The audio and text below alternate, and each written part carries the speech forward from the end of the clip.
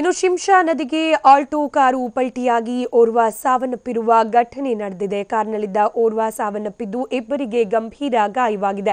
ಮಂಡ್ಯ ಜಿಲ್ಲೆ ಮದ್ದೂರು ಹೊರವಲಯದಲ್ಲಿ ಘಟನೆ ನಡೆದಿದ್ದು ಮಂಡ್ಯ ವಿಮ್ಸ್ ಆಸ್ಪತ್ರೆಯಲ್ಲಿ ಮಕ್ಬುಲ್ ಪಾಷಾ ಸಾವನ್ನಪ್ಪಿದ್ದಾರೆ.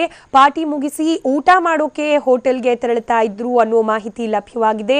ಮದ್ದೂರು ಬಳಿಯ ಹೋಟೆಲ್ಗೆ ತೆರಳುತ್ತಿದ್ದಾಗ ಈ ಅಪಘಾತ ಸಂಭವಿಸಿದೆ. ರಾತ್ರಿ 1:30 ಸುಮಾರಿನಲ್ಲಿ ಆಲ್ಟೋ ಕಾರು ನದಿಗೆ ಬಿದ್ದಿದ್ದು ಮುಂಜಾನೆ 4:30ವರೆಗೂ ಯಾರ ಗಮನಕ್ಕೂ ಕೂಡ ಈ ಒಂದು ಅಪಘಾತ ನಡೆದಿರೋದು ಬಂದಿರಲಿಲ್ಲ ಅನ್ನೋದು ದುರಾದೃಷ್ಟಕರ.